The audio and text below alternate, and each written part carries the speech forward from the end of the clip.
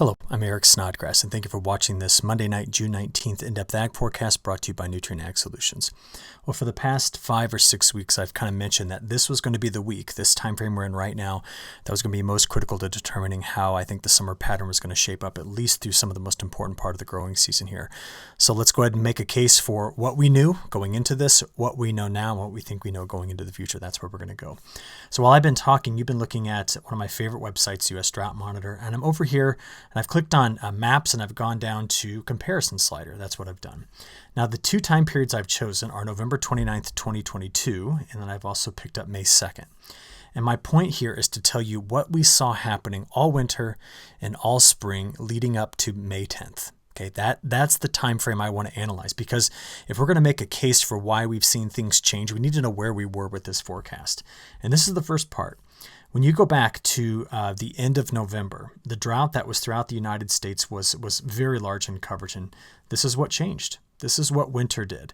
Almost a complete elimination of drought throughout the western United States. We saw drought continue to get worse in the plains, but it was taken away from much of the Mississippi, the Tennessee, the Ohio Valley, and the Southeast. Again, November to May. So this was what we saw going into the spring. And if you want to see the numbers, one of my favorite things to do is to go look at the time series. That's under the data tab here. You can click on that. You get a national time series. It goes back to the year 2000 when the Drought Monitor was created, the modern version of it. And then you can kind of select. You can just slide over here, and I'm going to select this time period, and it kind of zooms in on it. So just take a look. When we were at the peak of the drought last fall, we had almost 86% coverage across the United States in terms of drought area. And we watched that just fall. See the numbers going down here, and it reached a minimum right in through here of 40%. That was on the 23rd of May. And then what we saw after that was this rebound back up to these high values, and up to about 55% land coverage. So that was it. This is what we saw happening all spring, and all of that was a good indicator. This drop in drought area was very important for recharging soil moisture, which some places saw a good recharge of that. It was important in eliminating the drought in the western United States. And it was all a part of this thought process that we were going to be seeing the end of a 3-year La Niña and better odds of having better flow. We can look at it like this as well. If you go from March 1st until April 15th, March 1st to April 15th, we had the last month of incredibly wet weather in the West. Remember, March was incredibly wet into early April here. We saw jet stream level winds just screaming across this area like this, giving us a very large rain shadow. Remember me talking about that for just weeks on end, how the dry line was so far into the eastern part of the United States. We saw multiple dust storms coming out of this in parts of Oklahoma, Texas, Kansas, Colorado, Nebraska, and parts of western Iowa went drier. We saw sections of the mid-Atlantic going drier. We saw parts of Florida going drier. Meanwhile, most everywhere else saw well above average precipitation. So this is what spring shaped up to be till April 15th, okay? We also knew that last winter, and that's what you're seeing here, this is the entire cold season snow, okay, and departures from normal. We also knew there was a lot of snow in this area, a lot of snow in the northern plains up around the Great Lakes, but less than normal snow into here. And there was a thought, if you bring up this much cold, snowy ground into spring, it takes a while to melt, your jet's going to want to dive to the south of that. If there's heat down here, boy, that's going to scream. That jet's just going to run across the country and set us off with numerous severe weather events. That was the thinking when we went back into this spring time frame. And the jet did that. From March 1st to April 15th, this is anomalous jet stream level wind. So this is where it was faster than normal. Dove in through here and just cranked into the midsection of the country. And look, right there, that was it. That was the subtropical ridge that was helping to pump all of that moisture into the Midwestern part of the United States, a place that is, of course, right now extremely dry. So we saw big events like the March 31st outbreak of severe weather, where we had over 1,000 reports in a single day, including all of those tornadoes. The atmosphere was it was on fire and making big storm systems across the midsection of the country.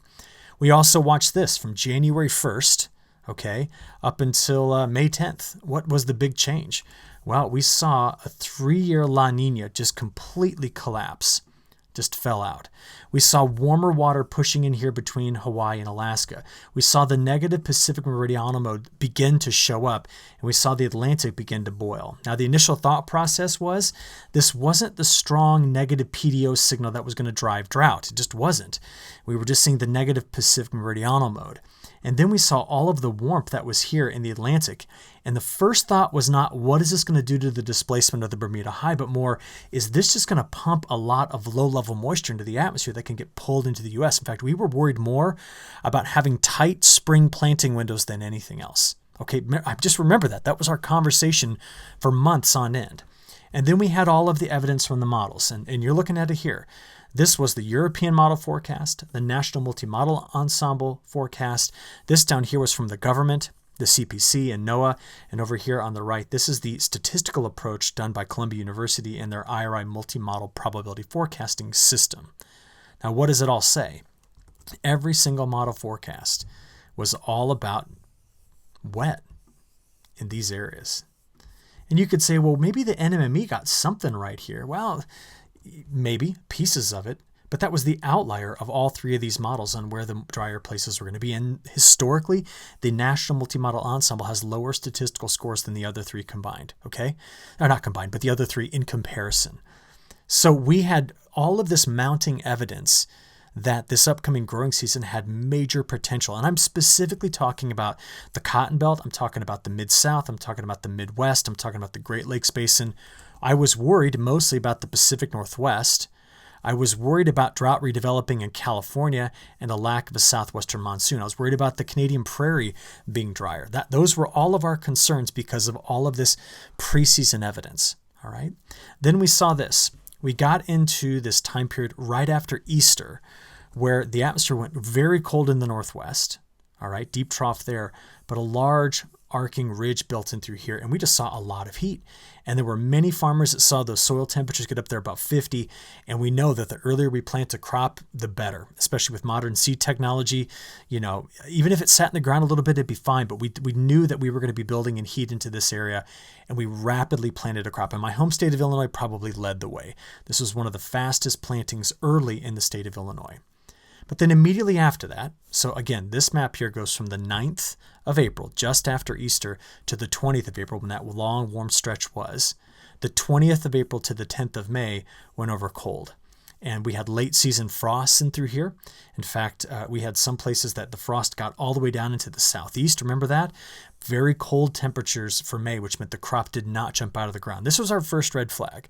But the commentary at this point was, hey, okay, it's going to sit in the ground for a little bit. When the heat comes on, it'll emerge. And since we brought the soil moisture up a little bit, things were good.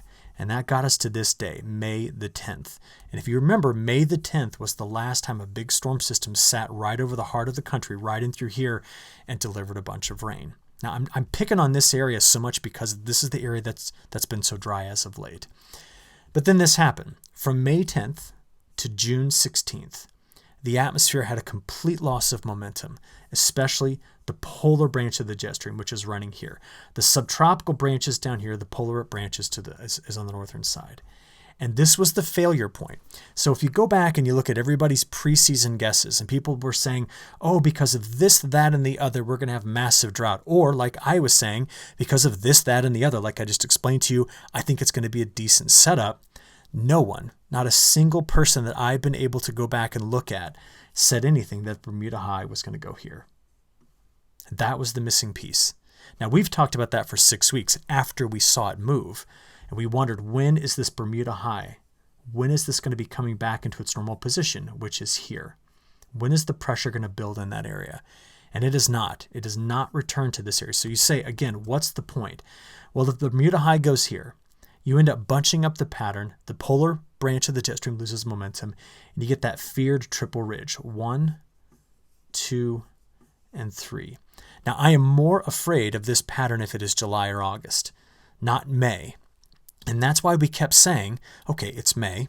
Heat's coming in. Planting's going to finish. Drier conditions are going to be there. In the Midwest, wet along the plains, but drier in the Midwest. We need to see the moisture come back. But right now, okay, sit tight. We'll wait. But we've been waiting now since May the 10th for something to come through and knock this out. And we're going to watch a ridge rebuild right here in the next couple of days. It was these ridges across Canada that brought fires to British Columbia and Alberta. They brought them over here to parts of Ontario and Quebec, and they just kind of kept trading positions. And in the middle, we occasionally got storms in the Canadian prairie, but overall, there were drier places into the Canadian prairie as well. This is the pattern where the flow came around this ridge like this, which meant as you went from the east to the west, they got wetter and wetter and wetter. And then, of course, parts of Texas to Colorado, Wyoming, and Montana, absolutely, I mean, the flooding has been horrific. You went from record drought to record wet inside of about 6 weeks. The Southeast has stayed cool. California has stayed cool. And the pattern was like nothing anybody properly projected, myself included. Okay? We were not discussing the loss of the Bermuda high back in March, April, and May, and early May. That wasn't even a thought. We were focused mostly on the developing El Niño and the colder water off the coast of the Southeast. California, forgive me. So this is what happened. From May 10th to June 19th, we saw the loss of momentum, the flow coming across the country at times like this, which brought in very dry air to a big sector here. Now, it's not as though this area didn't have any rain coming into it, but what was coming through was very limited and starved for moisture because the moisture source for these storms is out of the Gulf of Mexico. There's a physical barrier in here called the Appalachian Mountains, and of course the big one, the Rocky Mountains, but there's nothing in the way here. And that's what transports that moisture into this area. Without a Bermuda high to do that, you just don't get it. So the flow was coming around and going upslope and creating all of these storms. It helped that there were weak troughs of low pressure coming in like this. That helped to stir up the atmosphere and give us better lift coming off the mountains. We do get a great little kick in the vorticity as it goes over the mountains, and the waves are stretched, and that's what just kept continuing to produce very large storms here. But you look over this time period, look at this, half of Colorado, wettest on record. And that, fully doesn't capture just how wet the last 10 days have been and how much severe weather we've seen over that time period. In terms of temperatures, we've talked about this many times. With that ridge over Canada, the highly anomalously warm temperatures were north and the cooler weather was south. And it's just now that we're breaking away from that into Texas as the heat is on, but not in the southeast, and certainly not in the next 7 to 10 days, and not in California either. So this is what helped to steal the momentum overall from the pattern. And so you get here on the 18th. And what do we have? We have a boiling hot Atlantic, still warmer than it typically is at the peak of hurricane season. We've got 2 tropical systems we're watching right here. El Niño just continues to go, but we are not seeing the full impact of an El Niño. See, what is the impact? It's right there. That would be what the subtropical jet would normally do. And you say, why would it do that? Because El Niños tend to produce a lot of rising motion right here, big thunderstorms that transport their moisture into this area and fire it across the country. It's been trying to do this for weeks, but it's not had a reason to go any farther than, Nebraska, because there's been no subtropical ridge to pull it on through.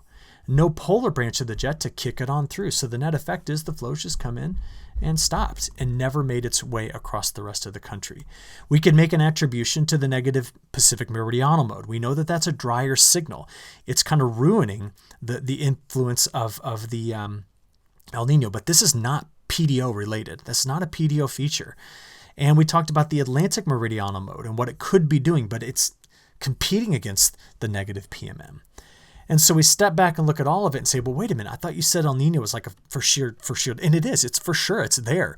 It's cooking right now. In fact, we still have better than a 95% chance of having El Niño conditions all the way through September, October, November. And even though you see this dropping off, this is just kind of a statistical drop off in the forecast of it. We're going to have El Niño all the way until, next spring and possibly even into early next summer as well. So it's still there, but it's just not fully doing what I want. It's not fully doing what it's capable of doing. And that's explained here. Now, I've been waiting for months for this website to come back online. It's one of the only places you can go to get the calculation of total atmospheric angular momentum. And we need to look at this carefully for a second. Because anybody that tells you that El Niño's not doing its thing and not there and not developing, I want to prove to you that it is. Do you see the warm colors that are stretched in through here? That is stronger westerly flow than normal. And where is it starting? On the equator. And it's been growing into the northern hemisphere. It's trying to push right now past 30 degrees north latitude. So for reference, we're talking about pushing right north of this line right here. So the jet for the last month has been gaining momentum and trying to break into this area. That's what this shows. The problem is the polar jet lost all of its momentum. That's what I've been telling you, right? I've been saying it's got nothing.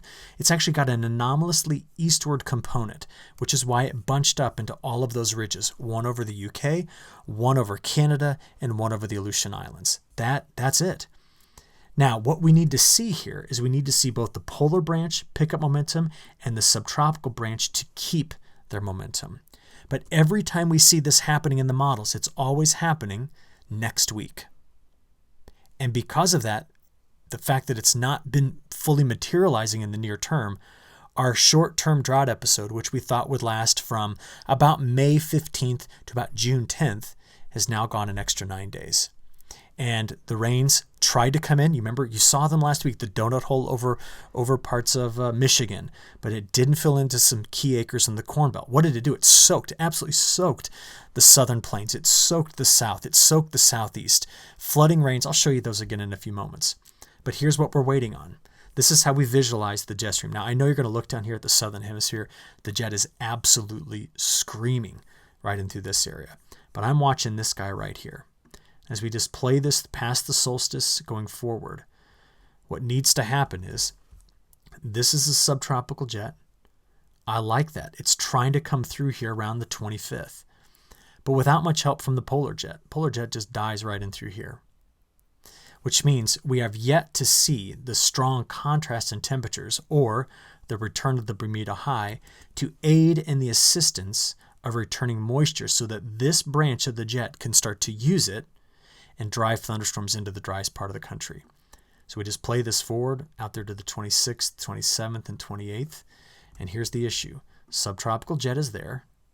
It's building over a ridge in Texas and Mexico. Normally, we'd get ridge riding storms out of this. Ridge riding storms feed on Gulf moisture. How do you get Gulf moisture? From a big subtropical ridge here. We don't have that. Ridge riding storms feed on local moisture sources.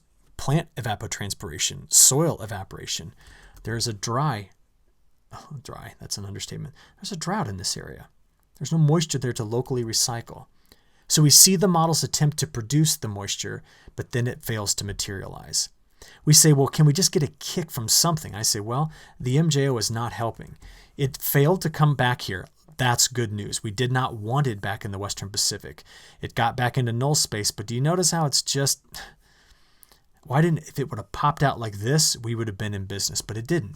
It's kind of curling around here and maybe comes out in phases 4 and 5. We can actually see that right here. Okay, whoops, sorry about that. There we go. We can see that the MJO is going to come across the Indian Ocean again and come out here into phases 4, 5, and 6, and then probably die right there and not go into phases 7 and 8. This is all very good news, but these velocity potential anomalies, we need to be down into this shade. That would be the significant shade of color I'd want to see in order to really kick this pattern in the butt and get it going. So we just have weak forcing going across the whole of the atmosphere. So what does that mean? That means there's no reason for the Bermuda high to come back. Now, you see this? That's where it currently sits. It's been over here, it's been over there, it has not been here. And then as we watch the Bermuda high going forward, all right, we see a couple of hurricanes showing up. We'll talk more about those in a second. We see a complete loss of the Bermuda high going, wait, is that it? No, that's kind of not it. That's just a high pressure cell to the north. And we then go, okay, there it's starting to show back up again by the 25th. But as we go out there toward the 27th, 28th, 29th, it's displaced north and there's lower pressure to the south. So I just want you to see that there is nothing to pump the moisture in like this. It's not showing up because of the displacement of the Bermuda high. That has been the stinker that's ruined this whole pattern right there. And that's out to June 28th. Now, this is not without hope. Okay, I know that my tone is probably not good because I have lost a lot of sleep over trying to figure this out. But I want to tell you, this is the missing component. We need to watch carefully to see if that moves back into this area. And you might say, well, how do you get that to happen? A lot of things have to come into fruition to make that occur.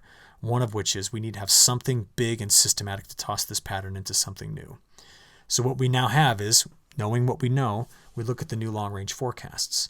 This is the first 2 weeks of July, according to the the CPC, the Climate Prediction Center. We know that they have gone back over to equal chances in this area.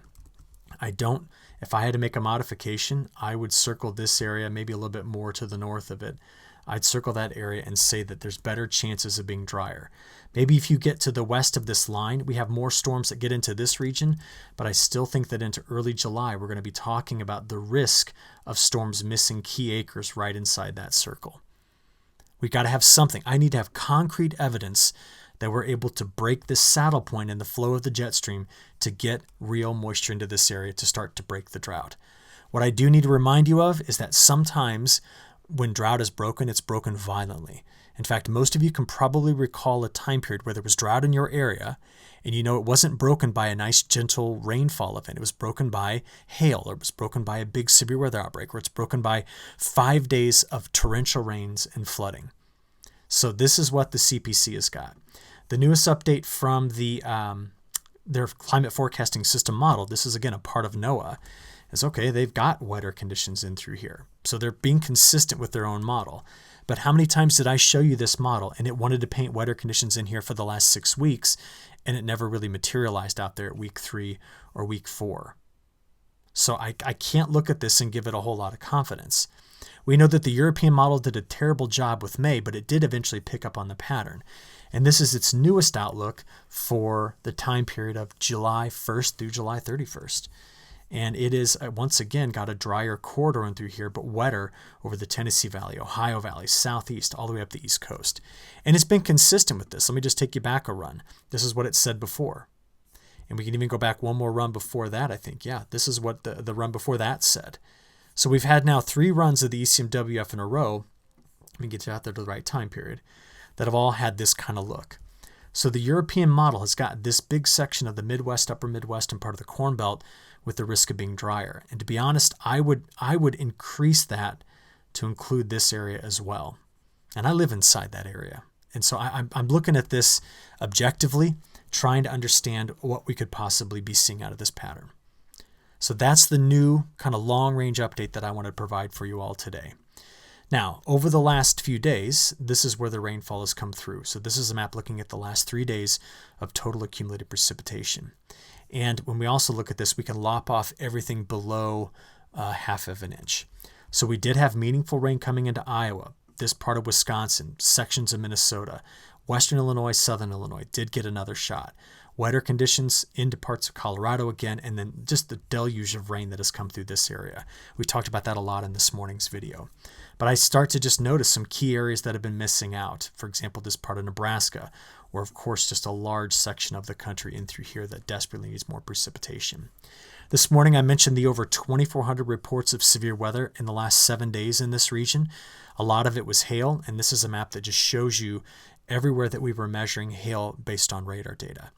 And so there was a lot of damaged crop all throughout this region, including big sections of our cotton belt. But we go corn, soybeans, there's all sorts of crops in there. Sorghum, it goes on and on and on. And this is just a lot of destructive severe weather in the last week. Now, what has been going on in the near term is, over the next 24 hours, this ridge is going to begin to reestablish itself and get a bit larger over Mexico. We're going to watch a low sitting right here slowly cut itself off and spin over parts of the southeast, flooding out parts of North Carolina. This deep trough in the west is going to ignite storms all in through this area. But do you see the saddle point? That's the problem right there in the middle. It's going to fill in first on this side. But getting this to fill in the critical parts in the I-states as an example, I don't see it happening for at least another 7 to 8 days. So the next 7 days, according to the WPC 12Z data, flooding rains in the southeast, up to 10 inches of rain possible here in North Carolina. And the reason for this, the low just sits and spins over here. It's a stacked upper level low with the surface low, and that flow is coming in. There's higher pressure to the north that's going to help this out as well. Here's the middle spot where we aren't expecting to see much, but storms from Nebraska into the Dakotas, up to the Red River Valley, into southern parts of Canada, coming out of Montana. That's where we're going to see the action. So what's going on with the pattern? Here's the near-term forecast of it. There's the cutoff low that we're going to watch early this week. Just sit and spin in this area. Here's the ridge that builds up into the Hudson Bay. And again, there's the risk of the wildfires redeveloping here. But coming around the base of this trough, kind of amplified by the ridge to the south, this is the area that's going to fire up with big-time storms right in through here. Okay, a lot of storms. So as we play this forward through Wednesday into Thursday and Friday, did you see how this, watch it again right here, from Wednesday into Thursday and Friday, that low just sits there and spins. But as it just continues to deliver its moisture, it primarily confines it into that area and, of course, this part of the mid-Atlantic. Now, by the end of the week, we keep getting these signals. This is the 24th, 25th, 26th, where the ridge flattens out here and the flow comes over the top. We get shortwaves like this one finally coming through. But this is the 25th. And I'm just going to tell you something. For me to kind of change the risk going forward, this shortwave has to outperform. It's got to be, it's got to be big. It's got to be able to really lift the air. We need to draw on moisture before it gets there, because this is going to be running into some very dry air out ahead of it because there's not a whole lot of pump of moisture coming out of the Gulf. So as we play this into the weekend, that trough comes sliding in here. And by Monday the 26th, 27th, and 28th, we just get back into this pattern. You've seen me draw this a lot. And there's convergent flow here. Normally in late June, that's a thunderstorm setup, but not in this June. It's cold in the west, cold in the southeast, heat wave down here into Texas, pushing into New Mexico, and the ridge riders will likely stay in this corridor. That's what I've got. That's how the end of this month, I think, shapes up. So let's look at it in a couple different perspectives. I want you to know something. The European model has been outperforming the GFS overall. When you look back over the last 30 days, the separation is about 3%. Lately, the European model has been more steady than the GFS, which is in red, but both models have tanked off in their accuracy and their skill, This is skill going here over the last few weeks. So I'm going to show you the model output. Now remember, we're looking at operational runs, and this is what we're waiting on. So you already know the low is going to sit here and spin dumping rain. We know that the storms are going to eject here and they're going to eject here. That's been baked into this pattern. But this is Friday getting into Saturday. Now this will be the critical time period where the trough sneaks over the Dakotas after dumping all that rain, and this is what the European model does. See it cascading the storm activity in this region? What we need to have happen is these storms are a must-have, and they have to outperform what the model's saying. I'm talking about this right here. That gets you out there all the way to next Monday. So this is a Sunday, Monday event. We need big-time storms to be rolling through the Midwest, upper Midwest, right into the heart of the Corn Belt here. Now, to show you the model differences, this is the new 12Z run minus the previous 0Z run. And did it go wetter in here? It did go wetter. But this is an operational model run. And as you've seen me show you the deprog DT out, where it bounces back and forth between all the different forecasts, that's all we're seeing here. This is just model run to model run. We also have the GFS to consider, and I've not been a big fan of the GFS over predicting rainfall, but I will tell you, this is now Sunday. It's trying to bring in something as well. It's got it much farther to the north. So the GFS now went over much drier for a larger place here. Everything else is just as we talked about it, where the storms are going to be, where the soaking rains are going to be, but they've missed this critical spot right here. Now, the smartest thing that we always do is that I show you these maps. I tell you they're the most critical maps to look at because it's the ensemble approach to forecasting that increases skill and accuracy. And the European ensemble is the superior model historically. So this is the chance of getting an inch of rain through the next 10 days. Let's look at it a couple different ways. Here's the chance of a ½ inch of rain over the next 10 days. Who's getting less than a ½ inch? What's those probabilities? Now, we expect all of this. There's a ridge building in here, but this is the area we're going to watch, and the same with this area. These are a couple of drier spots in this forecast. So there's a 50 to 70% chance that this area receives less than a ½ inch of precipitation. Let's jump back up there to the probability of an inch. And I do want to show you that if I flip this over to the GFS ensemble, there you go, you can tell that it's trying to fill that in better, but that's what the GFS always does. So let's go back to the European, and now what I want to do is show you the wet spots. 10 days, probability getting 2 inches. How about 4 inches? And let's go up to 8. This is the spot where I'm going to be watching for the flooding. From here, I mentioned this morning about the pattern looking as though it's reverting to climatology, and I think Bushel Chaser left me a comment about it, so here it is. I've taken you out there to week 2.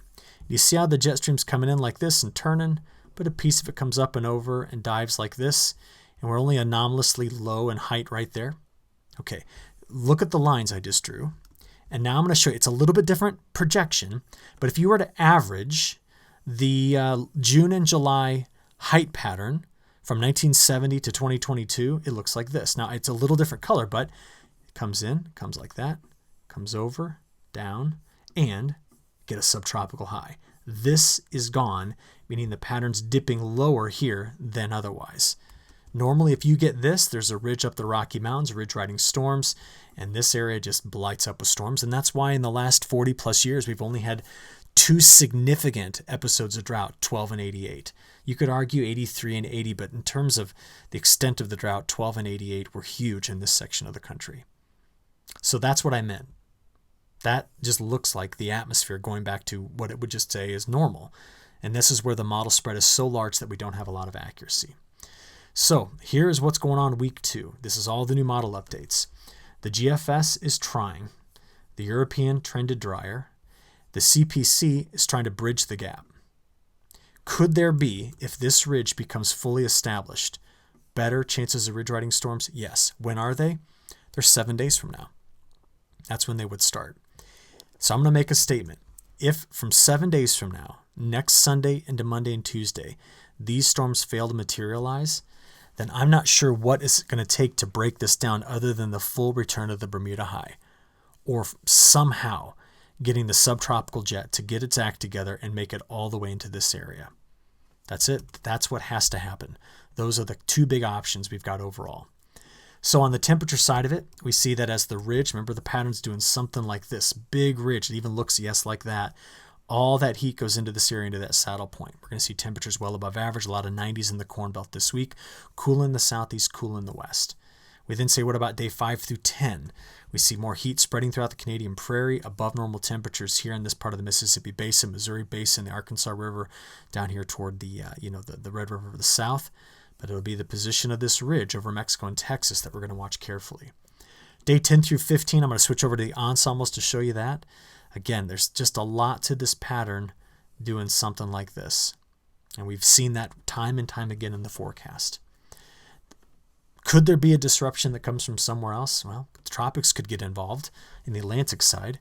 We still right now, as of the 11 a.m. update, I'm just curious, have they got a new one here? 5 p.m. Oh, they gave it a name. So this just happened a few moments ago. This tropical storm Bret, everyone. And it is now expected to become a hurricane crossing the Lesser Antilles. And that would be, just getting some new information here, this would be on Thursday night that it's going to do that, according to the National Hurricane Center. Notice that they do have it weakening back to a storm. This could be interaction with land, could also be interaction with the high wind shear environment that's in here. But just to show you where Bret is, the sun is setting across the Atlantic right now, but Bret is here. And what is Bret not chewing on? A big plume of Saharan dust. And that's helping Bret get its act together. And there's a following system right in this area. So throughout the day today, you can also see the United States. There's the cutoff low I keep telling you about that's going to soak this part of North Carolina, causing flooding problems. But here goes Bret. Outside of that, the flash you see going across, that's called sun glint. That's where the satellite sensor is just picking up reflection mainly off of water, coming back toward the sun. And we're going to keep an eye on Bret pretty carefully. So Bret is here. And whatever follows Bret is there. And that's making a hard turn because the subtropical high is going to be somewhere over here. That's the Bermuda high. Now, Bret will likely not survive the trip through the Caribbean. And that's because if you look out there, here's Bret and the second system. There is really strong flow in through here. And that'll be disruptive to Bret if that continues. But what is missing in this whole pattern is this whole area of high pressure is just weak. It's very, very weak. And that brings us back to the main story for this entire forecast. Since the start of June, we have had anomalously low pressure in this whole area. And the high has been here, or the high has been here, or the high has moved around coming off the Aleutian Islands to the Gulf of Alaska. This has to change for this whole pattern to really change. And as a result of that, my optimism going forward over the next 10 days is putting a lot of hope in something that's going to happen 6 or 7 days from now, really 7 or 8 days from now for the Midwestern United States. When it shifts back to the Midwest, it'll pull off of the places that have been flooding. And that's what we're going to keep an eye out on. But at this point, I think just before we kind of enter a really volatile week, this will be the first of my kind of important week of forecasting, telling you what I think it's got to change in order for this to happen, and we're going to monitor it. So we'll talk to you the rest of the week. Have a good one. Thanks.